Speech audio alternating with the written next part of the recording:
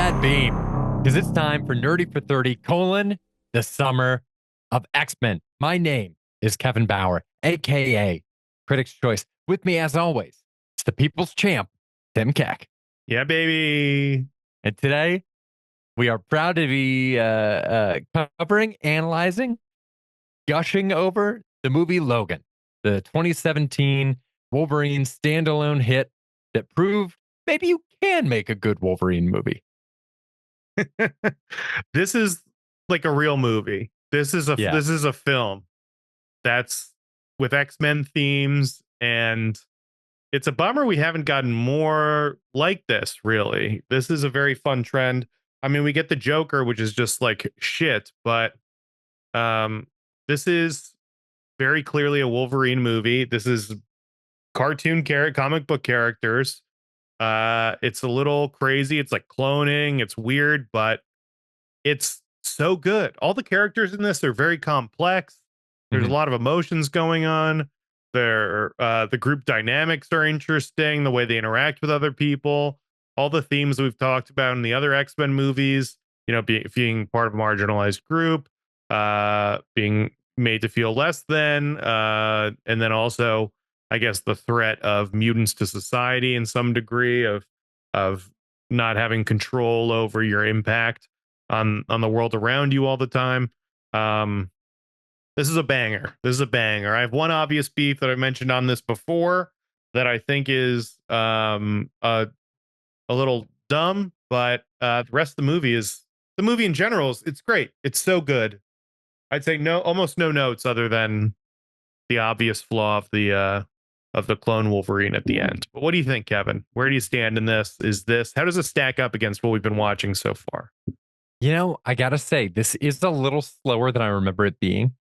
I think that's because we have now, in the past, God, 7 years at this point from when this movie came out, we have now been given a little bit meatier stuff to work with on the nerd front. But at the time this came out, this was like the first steak we'd ever been served after like a lifetime of ground beef when we were just happy to be trying meat. Like, this is it was awesome. I saw this. I remember the night. I saw this on the Friday night that it came out. I did a double feature of this and Get Out. And I remember walking out. I saw Oh, Logan first. I remember walking out of Logan to meet up with the friends I was going to see Get Out with. And they were like, "How was it?" And I was like, "Boy, it's going to be tough for Get Out to top what I just saw." And I mean, it did. But this is still like, I mean, this is definitely in the upper echelon of superhero movies. If for no other reason than the dynamic that we get between Patrick Stewart and Hugh Jackman, like that Charles Xavier and Wolverine relationship is so deep. You really believe that these people have had all these ups and downs with each other over the course of decades. And there's so much love there, and there's so much resentment. And that parental relationship is totally flipped in a way that happens to everybody as they get older. And it's really interesting to see a superhero movie exploring those kinds of themes because what other superhero movie can you think of that has ever done that? I don't know. I mean, I think to some degree this could work. Well, I mean, there's obvious fun parts of this, but I mean, a lot of the emotional character work can be done without being X-Men, you know, Yeah. like it's a dad finding out he has a daughter and his grandpa's sick and they're trying to do what's best for her. He doesn't really want anything to do with her. He never asked for her. He didn't know about her, and essentially becoming a reluctant hero again after having, you know, already done his time and served his country or whatever mute kind for so long. Mhm. I think all of that can translate to another movie, no problem. Well, I think Um, the complaint about this or that people would lodge is that it's kind of shoehorning this sort of a thing into a superhero story or vice versa. Like shoehorning this into a superhero story to make it seem more mature. But I think after the relationship that people had for 17 years with the X-Men as a franchise and with Wolverine and Professor X specifically, both of whom are household names, it's interesting to take cinema icons like that and run them through the ringer of this sort of relationship. Yes, it really is. It's a drastic tonal shift from what we've seen with both of these guys kind of the whole time. I think it makes sense for their characters. I think this is like it's a sad projection. It is also this movie is sad. This is a Yeah. depressing movie. There's hope at the Uh, end, I guess. But we're watching our heroes die, and we're living in a world where there is no happy ending for the X-Men. You know, we got that in Days of Future Past, right? That's the I was looking into the timeline a little bit, trying to mhm. figure out how it goes. Godspeed. Um, and if these other movies happen or not. And from the most I can have been able to figure out is that we kind of have the first movie, X-Men, X2, X3, then we do Days of Future Past, which essentially retcons 2 and 3, so they don't really happen. And Wolverine is now in this alternate timeline. He's greeted at the end of that movie with Professor Xavier saying, "Oh, you finally made it back. I have so much to share with you." And I feel like in that moment, you can really feel a connection between Professor Xavier and Wolverine. And from there, time passes, and then we get Logan, which is dark and mysterious. And we've already seen the dynamic evolve further to Professor Xavier being, a crotchety old person who is getting sicker and mentally ill. And it sounds like he has like Alzheimer's and seizures. And, and he has this son figure that is trying to figure out what to do with this guy who is dangerous to himself and everyone around him. Mhm. Uh, it's crazy, and I think Professor Xavier in this is an ass. I think he's an asshole. I think he's selfish. Uh, he comes across as just like a selfish, crotchety old man who is trying is putting his needs above the greater good, but also he's like at the end of his life and is like, fuck it, I deserve a night. I deserve a nice night. I Yeah. don't care if I jeopardize the lives of the people in this scenario. I deserve a good meal. I deserve a nice night. But then also at the end, realizing that maybe I actually don't deserve this thing. And, that is kind of the weird struggle we get as we get older, too, I think, or at least older generations is, we're always I feel like our generation always has to deal with the entitlement of older generations, just how they have to deal with our I don't know what we do, but um it just felt like a very real Hold them relationship to me. accountable. I think. Um, Yeah, I think we want to hold everybody accountable, and it seems like Professor Xavier is like has done awful shit, and he also thinks he deserves to be treated well and have a good, and there's a disconnect there. There's a disconnect with Professor Xavier, where he feels like he can do bad stuff and get away with it. And he's just a spoiled rich kid, to some yeah. degree. Doesn't mean he's a terrible person, but he is a very flawed human being. And I think that's interesting and like a good progression of his character. What do you think of like Professor Yeah. X and Logan, and how do they track with what we've kind of been dealing with those characters so far? It is interesting because if you were to say early in the X-Men movie timeline and early into like the X-Men comics timeline that Professor X is doing some of this entitled stuff, it would seem contradictory to his character, but we're talking about a guy who is in his 90s, as he says, who has been around for a really long time, did a lot of stuff. I mean, Professor X is a guy who did a lot of good, but definitely knows that he did a lot of good. You know what I mean? Like, this is a guy Yes. who feels entitled to things because of the stuff that he's doing to help. So it tracks to me that that guy would get to the end of his life and be like, "Ugh, fuck it. I helped so many people. Come on. I want to go buy a hat. Like, let me out of the house. I want to see the sun today. Do you know how many people I lodged for free at my school? Let me go see the sunlight." Like, he would just start throwing that stuff in your face because the walls kind of come down. Um, so I definitely think that tracks. It's interesting to me the disparity between Professor X being a person whose his mutant powers, his mutant abilities make him so much of a threat in this movie that to a certain extent it breaks the mapping between this and a normal situation where somebody's just aging, because there are things that apply to Professor X in this movie being such a threat to others that just simply don't apply to like my grandparents or my great aunt or like any of the people that aged and died in my life. Because Yeah. like I would never use this language for like my great aunt that passed away last year, but like Professor X isn't useful anymore.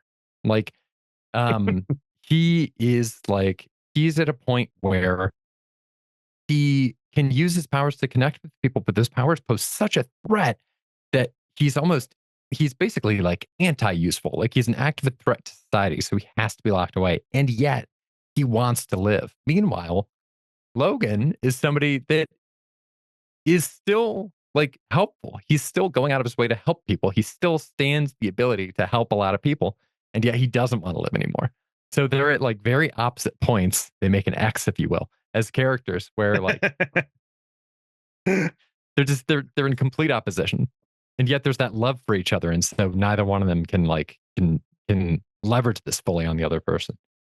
Yeah. No disrespect to your aunt, but I think if any of us live long enough, we do eventually become a burden as opposed to like a thing that provides service, to be really blunt and crass about it, you know? Like I remember Yeah. having my parents had to have discussions with my grandparents about driving, you know, and my Oh grandma, yeah. I mean, that's a big one, dude. uh RIP, she wanted the car. She's like, I want the car. I want to be able to go places. And it's like, if you drive, you could kill people. Yeah. She's like, I don't see why Maybe that's the thing. I don't see why that factors into this. She's like, That's whoa. that's So we're the both talking analogy? about, she's like, oh yeah, and I have a goldfish. So we're both just talking about shit that doesn't matter. What is this? I need a car. Oh my god, She that didn't is actually the say that, but that analogy, is the isn't it? analogy. Is It's Professor X yeah, driving. it's Professor X driving. I mean, but this happens to all of us. And also at some point in your lives, I mean, hopefully you live long, everyone lives long enough to go through this, I guess. Uh you got to take the keys away from someone who wiped your ass as a kid. You Yeah. know, oh, I put you through college. I put a roof over your head. I fed you every day. And of course, there's going to be entitlement there. You know, when we get older, we're probably going to feel entitled, you know, if we have kids or whatever and help them grow up. You know, I've been here for you your entire life. You got to be here for me. But also, you know, that is a sense of entitlement, but it's also a very human emotion and understandable, I think. Yeah. Oh man. So Yeah. I don't think Professor X is wrong. He's clearly doing he's not doing what's right. I understand why he's doing what he's doing. It Mhm. makes sense to me from that perspective, but he is taking very selfish actions in this. And he Yeah. has complete disregard to the way anyone else is living or has to interact with him. It's I love the scene where Wolverine's like, you know, you what'd you do? What happened back there? And he's like, I did what I had to do to save Laura. And Wolverine's like, you had a fucking seizure. And it's like you didn't have any control over that. You think you did this great thing? Like this was handed to you. You know, you got so lucky. And you think you earned this, you know? Like how Yeah. did Professor X leave that scenario and see himself as the hero? That's fascinating, but that is also like old people Uh, behavior, you know? dude, it Uh would be and to hold the analogy, it would be as though Professor X was driving a car, fell asleep, and just happened to steer the car directly into a rampaging bear. yeah, he crushes a bear before it mauls someone and he's like, "I'm done. I've done here today. You're welcome." And then leaves, you know? Oh man. like or like he T-bones a car, you know, with like a couple in it and the husband dies, but it turns out he was abusive. It's like that Oh kind of, god. you know, like where he's like, "You're welcome.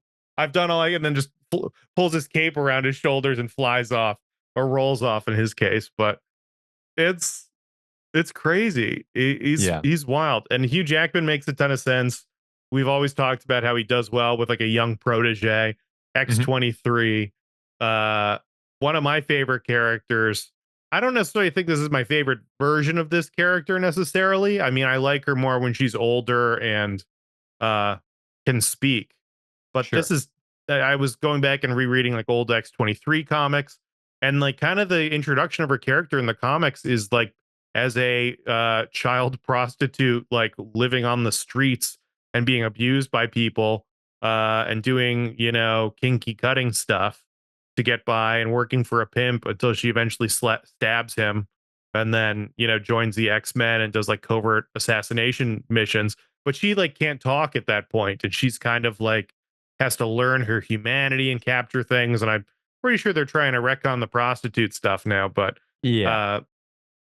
uh there is a point where she is adjusting to being in society and doesn't talk and doesn't know what to do and is wide-eyed. And I think this actress does like an awesome job of capturing that and kind of relating to them. Do you think I think this is part of this is just suspending disbelief, and it's like the way this is supposed to be, but like she calls Hugh Jackman, or she calls Wolverine dad at the end, or daddy. Didn't like that. Just It's a not little far, like right?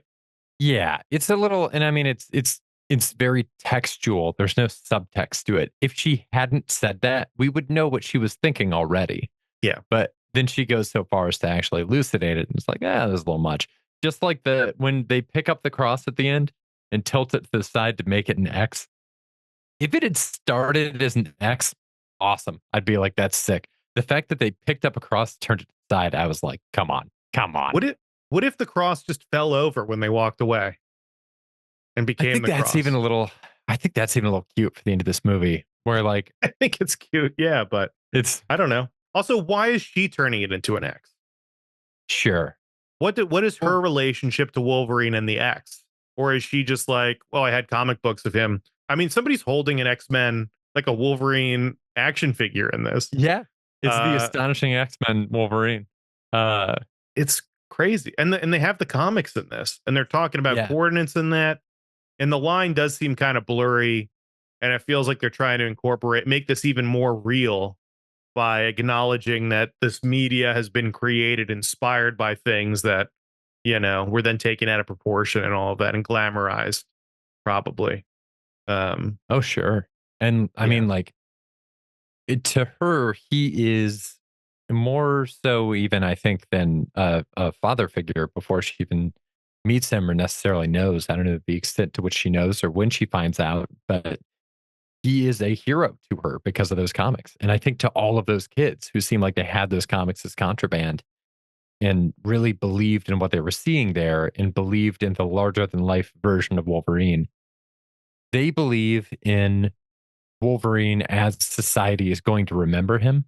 Whereas Wolverine, in fighting this younger version of himself, only sees the darkness of his youth, which is interesting. Like he rejects their image of him because it's completely at odds with who he thinks he is.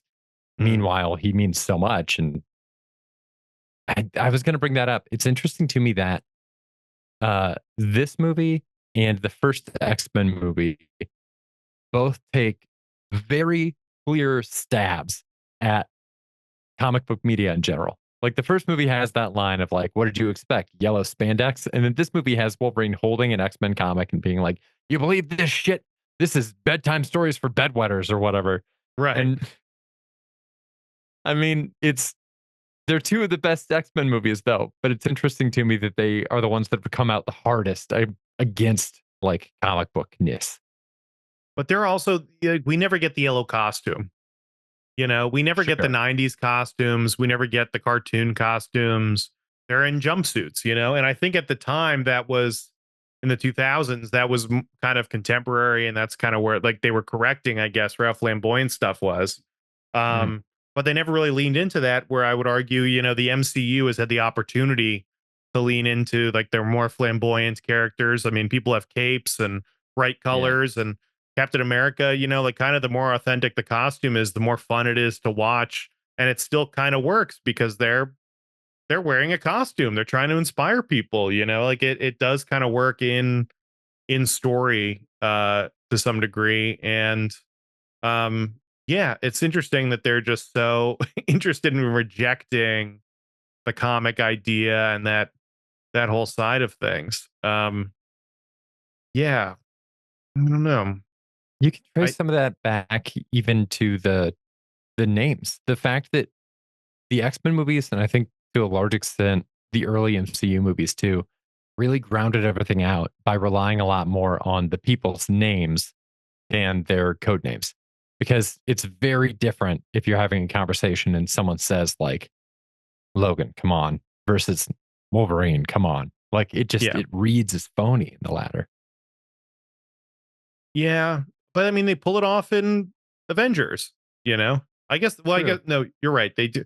Well, they do use Tony and all this stuff as much as possible, but in the field, it's Cap, you know? Sure. Thor's is his name, I guess. I don't know. I think it kind of works out. So my one of my biggest beefs with this movie, which really turned me off the first time I saw it, probably to an extent that overshadowed how good this actually is. And on the rewatch, um, I didn't hate it as much, but I do think it's lazy to have Wolverine fighting a younger clone of himself. I think it's just kind of unoriginal. I'm sure it's happened in the comics. Um, it's like a mindless robot version of him, but it's younger and in shape. And I think you can do that with a different kind of clone. You could do, you know, Dakin and just make him like a weird. But there's been so many different versions of Wolverine and different clones of him. You could easily make another one. You could bring back Lee Shriver and have him play like a weird uh give Sabretooth adamantium and send him after him, you know? Like Yeah. something like that.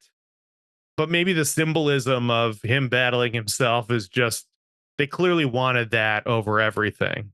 Even though I've argued too that all of his villains are versions of himself, you know? They're all metal, they're all slicing stuff. He fights, you know, the woman with the claws, with the adamantium claws. Oh, He fights Deathstrike. Yeah. Sabretooth. He fights isn't there somebody in the third one? I guess not, but he has these antagonists that Spike are guy. versions of him. What? Spike guy. He's going toe to toe And in the Spike X Men: The Guy, Last yeah. Stand with that Spike guy. Spike Guy even has these like stabby things. I mean, he meets multiple people who can heal. Uh that is I think there's just a version of that, you know? You do Omega Red, you do whoever. You could invent a guy, you know, and I don't know. Where do you stand on that? It doesn't seem like this him battling this character is actually that big of a part of the movie. I feel like Mhm. they kind of downplay it to like kind of restrict it to the action scenes, and it's more about the people using this clone as opposed to the clone itself. We weren't asking ourselves a lot of morality questions around his clone. You know, we're not. I'm not wondering what his clone's thinking. Does his clone want to be here? You know, any of that stuff. It's just this is a weapon that some guys with motivations turned on to hunt Wolverine. You know, it's not any more complicated than that. So I Yeah. think that does kind of take this beef down a notch. But what do you think? Do you think this is a problem at all, or do you like it? I didn't hate it. I definitely didn't hate it, but it does seem like a missed opportunity to do something a little more original. I understand why it's there. Like I said before, he's literally, I mean, he's a younger version of Wolverine that wears black. Like it's his dark Yeah. past. There's that. It's also And if old you go man Hugh Dakin, Jackman, yeah. aged down. Ah, man, yeah. Yeah, it's a little tough. Dakin would have been cool. I do think with no history, I mean, it's been a long time though, so you could explain, yeah, Wolverine has the son that he wasn't there to take care of, and the son followed exactly in his dad's footsteps and became a soldier despite his dad because it was everything his dad ever tried to keep him from. Like that kind of thing. I think Or that's interesting in its own way. or you just throw that name on a clone, Yeah, sure. you know? That's what I thought this was when I first saw it. I was like, oh my God, here we go. We got him. And then three claws came out, and I was like, It's oh, X-24, okay. you know? Yeah. Which what's X-20 is just kind of I don't know. That's kind of a bummer. Yeah. I do feel like, you know, I'm also wrong on this, but uh there is something about Wolverine where like every time we get Wolverine, the way to make his character more complex is to take away his healing factor and then like to take away his claws and like they just want to take away all these things from him. when his power isn't necessarily that extraordinary anyway, but Sure. I kind of want to like see him do that stuff. And this movie, on rewatch, there's definitely a lot more Wolverine action than I remembered. He's definitely like clawing people in the face, which is awesome. Mhm. X-23 does a lot of ass kicking. Like there is like top-notch violence in this, and it's awesome and it's very fun. Um, but there is also some part of me watching this movie is like, God, I wish Wolverine was healthy. You know, like the whole Yeah. time I'm like, I wish he was. I wish he was healthy. I wish he was strong. And you kind of get that at the end when he like juices, and like hypes himself up, which is really fun. Mhm. But it's just a taste. They just give you a taste and then it's over. And it's like kind of a bummer to me that we watched like sick, weak Logan this whole time. Um, yeah, I don't know. And also because it seems like I know this doesn't make sense for the story, I guess, that they're trying to tell, but it seems like if Magneto ripped the metal out of him, he'd be fine again, right? I mean, yeah, maybe. It's interesting because I think that's half of what Deadpool and Wolverine is trying to course correct is the fact that when we did finally get this R-rated Wolverine movie, which is something that people have been begging for so long. Like it's easy to forget that this was the first one where they took the kid gloves off. That opening fight scene, that's my biggest thief because it let you know immediately. As soon as you saw the claw inside of the It's guy's great. screaming mouth, it was like, holy shit, they're doing it on this one. Um, Yes. so then the fact that we had 6 slower Wolverine, I think was the big caveat for everybody of like, they finally gave us one and there were some pretty cool fight scenes, but he definitely wasn't at his best. This isn't the X2 fight scene, but with blood. Like, if the X2 fight scene hadn't been in the shadows and they could have been able to show anything they wanted to, that's the Wolverine fight scene people wanted. So it Yes. seems like that's specifically what they're going out of their way to do in Deadpool. I keep wanting to say Deadpool versus Wolverine, but Deadpool and Wolverine. I hope so. I hope we get that. It seems like that's the vibe. The fact that we're getting a yellow suit is, I think, a step in the right direction. Like, I kind of Mhm. want just like I kind of just want kick-ass Wolverine in an R-rated movie. Yeah, That's sweet. But yeah, I don't know. The rest of the movie's great. I mean, hanging out with everybody is cool. Relationships between all these people. Caliban's pretty interesting. I don't know if I care too much about the people chasing him. I don't know if that did anything sure. for me. It's weird that they kind of have all these allusions to Essex Corp during like the X-Men kind of movies we've seen so far, but then I don't even know what this other company is that they're chasing them. Did that ring a bell to you, or was that No, I think it may have been name checked in the comics at some point. There are so many different corporations. I'm trying to remember if it's from either Ultimate X-Men or like the new X-Men run, because I knew there were in the new X-Men run, there was something called the Y-Men, where it was these people doing genetic experimentation. That was all pretty gross and grisly. Um, but I think it was slightly different. It seems like pre Disney acquisition, they really had a different course in mind. And it seems like they were really trying to build to something because there was a mention of Essex Corp.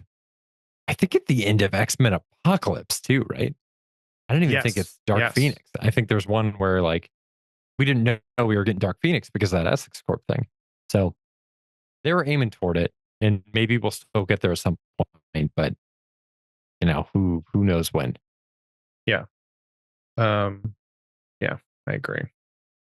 Oh yeah, I and then wanted also to. did how dark did you think this movie was? Because there is, and rereading like X-23 comics, like when she first shows up, she's like hurting herself. There's like self-harm in this. There's comics where she just like throws herself off the top of a building just to like feel something. And I think that is incredibly dark and messed up and also incredibly compelling to like, you know, introduce a character and take advantage of her powers in a way that also shows how damaged she is. And Laura cuts herself in this. The kid unalives himself off a building. They have all the stuff with the kids getting herded up. I think I teared up a little bit on the rewatch. I was like, oh, this is a lot. This is Oh, like it's tough, dude. this is really tough to deal with. Yeah. Yeah. I mean, it's definitely going in. That's kind of what I wanted to bring up too, which is the fact that this is the first one of these movies we've talked about. in a long time. And like we've been recording these pods over the course of a while, but like I think it's been like 6 weeks since we talked about allegories or some sort of social commentary in an X Men movie. And this one feels very directly related to conversations about like border control and immigration policies. And it's 2017. So I think the movie would have been hitting right around the same time that uh, we were seeing more frequently in the news stories of what the administration was doing with like putting kids in cages and shit. And I mean, it's just like it's brutal to see. It's one of those things where, again, we talk about sugar pilling this kind of a thing, and it is the kind of thing where if you see it happening in an X Men movie where you aren't necessarily expecting to see that, if you're the kind of person that shies away from reading about that kind of information and from politics in general, this could be the thing that kind of Trojan horses into your life. Yeah. Yeah. Yeah. I mean, this one definitely is a lot more loaded than it seems like, the Wolverine was or Yeah. X-Men Yeah. Origins. And I don't think there was anything in the Wolverine. no, there's no depth there. There's no nothing. Yeah, I don't know. Did they ever get Wolverine right as a character? Do you I think we've think kind of gotten so. it indirectly, or do you think there's like a movie where they just 100% nail it? Um, I think this is probably the closest. I think this is the closest that they got to really doing it. is it better than I don't X-Men? at depicting Wolverine, maybe not. The first X-Men really does the damn thing. Like, Yeah, it's really good. But the other Wolverine movies, they're like the X-Men, aside from the first one and X2, even maybe in those, they just feel like a real tease. yeah. I feel like I've been edging this whole time. And I mean, you there's just a haven't? and there's just a way to like I can't really put my finger on it, but like there's a way to just rush this in a satisfying way. And since the first X-Men movie, I don't really think they've been able to do that. Even Logan, it's got like the old man element of it. Mhm. It's like it's kind of Logan's kind of unsatisfying too, in a weird way, even though it is like, the most respectable movie of the bunch. Um, yeah. What am I gonna nut? I mean, I think in July, dude. I think in Deadpool and Wolverine because I'm thinking I mean, there's that scene at the beginning of the Wolverine where he's hunting down the guy that hunted down the bear, but Yeah. he's in full like Grizzly Adams at that point. Like Yes. that's not really it's like it's Wolverine personality wise, but in terms of like the character, it's still like a weird variation on him. It's Hmm. kind of like it is him when he's been like living out in the woods to reconnect with nature. But I'm thinking about that episode of like X-Men the animated series where he goes up to Alaska and like Yes. that's fucking Wolverine, dude. That's Wolverine right there. He's in his costume the whole time and he's just like fishing with the locals. It's like, yeah, uh Sabretooth tries to bomb them off a bridge. That's a great episode. it Yeah, I is. don't know. I'm really hoping that Deadpool and Wolverine brings it all home.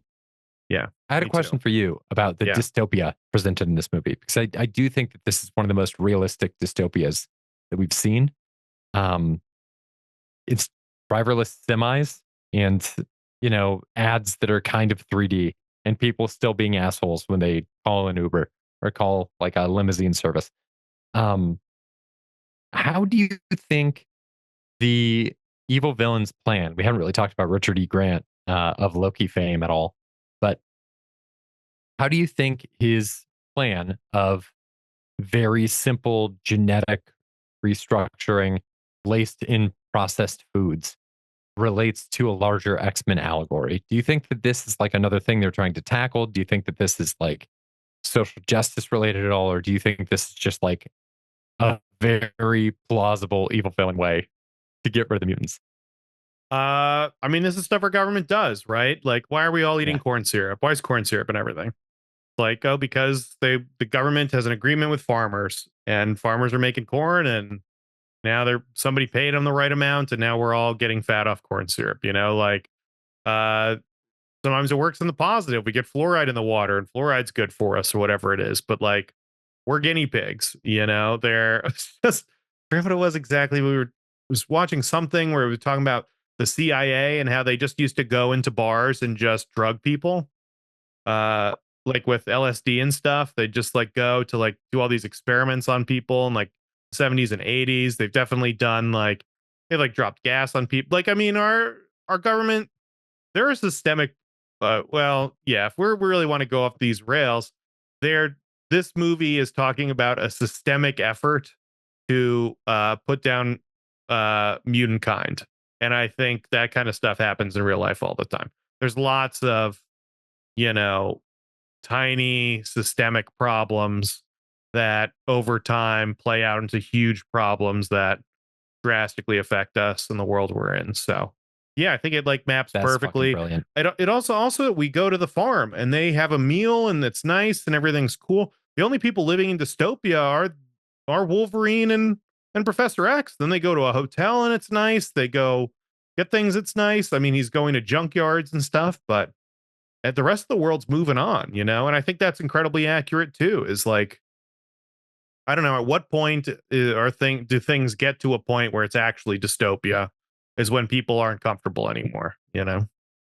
And everyone else is comfortable except for the mutants, it seems like. So, and I think that's accurate for today too. Damn. What do you Yeah, think? you really Is brought that home for me. It's not about what I think. It's what about the listener thinks. What do you think, listeners? Send us an email, nerdy430@gmail.com. We'll read it on the show. You can also comment on YouTube or drop a note, the little poll thing on Spotify. I think Oh, we've yeah. gotten one note on one of those ever. People don't know this feature exists, but it's there every time, and we'll see it. Thank you We'll so see. much for listening, everybody. We are going to be back here with Deadpool next. We are on to the pools leading up to the big release next week. Yes. It's going to be a blast. Deadpool will be more fun. Yeah. Yeah, I think so. Less Also, heavy. there's not a lot of Less heavy. symbolism in that. That one's just a riot. Well, we got guests you coming think. up. I think when we dig into it, you might see a little bit more symbolism than you thought. Oh, yeah, we can find a way to make it boring, but I'll find a way to bum people out for sure. But And that's yeah. our promise to you, the listeners, here on the Summer of X-Men. Bye. Bye.